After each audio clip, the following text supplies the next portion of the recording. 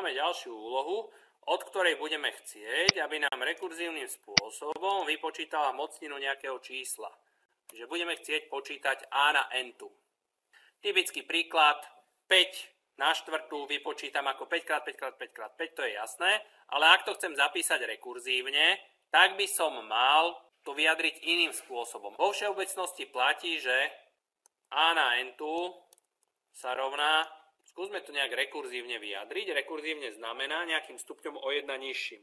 Čo je stupeň o 1 nižší ako a na n-tu? Áno, a na n minus prvú.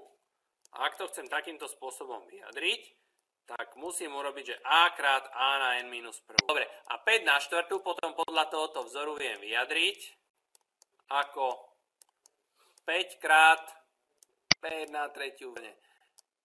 Čo je triviálny a čo je rekurzívny prípad?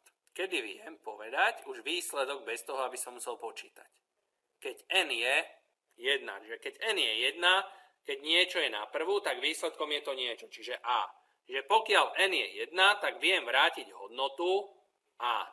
Pokiaľ je to iný prípad, tak budem znižovať stupeň tak, že urobím a krát a na n minus prvú. Čiže presne takto, máme to tu už napísané. Poďme to prepísať do programovacieho jazyka. No, tu máme vyjadrenú mocninu rekurzívne všeobecne, máme definovaný triviálny prípad a netriviálny je každý, keď tá hodnota n je väčšia ako 1. Na to, aby sme sa dostali k triviálnemu prípadu, to je dôležité, musíme zadefinovať ten výpočet tak, aby sa postupne k tomu triviálnemu prípadu približoval. No a toto je prepis našej myšlienky. Vstupom do metódy alebo funkcie mocnina budú hodnoty a a n, aby to bolo dostatočne všeobecné. V prípade, ak n je 1, no dobre, išli sme tu na triviálny prípad n rovná sa 0, aby sme mohli urobiť aj a na 0, tak v takom prípade mi to vráti jednotku.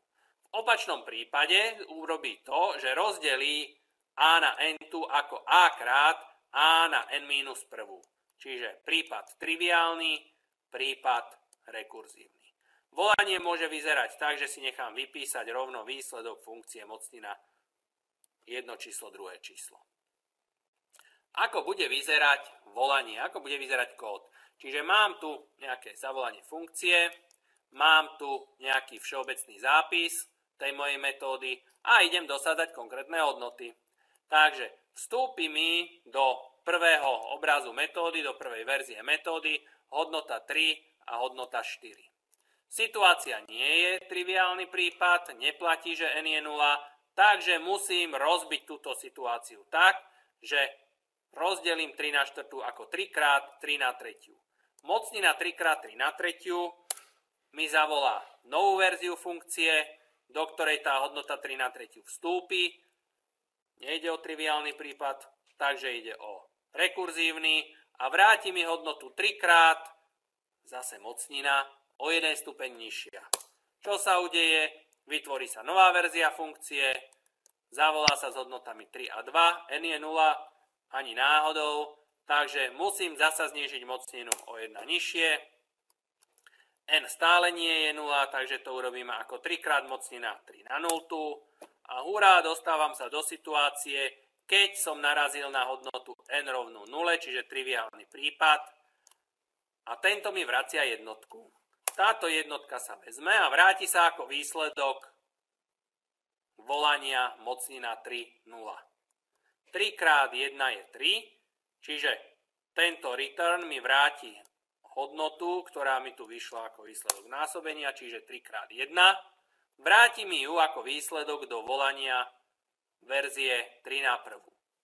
Opäť prebehne výpočet, respektíve dosadí sa vrátená hodnota, ktorá mi vráti 3 krát mocnina je 3. Táto hodnota, čiže 9, sa vráti ako výsledok volania 3 na druhú.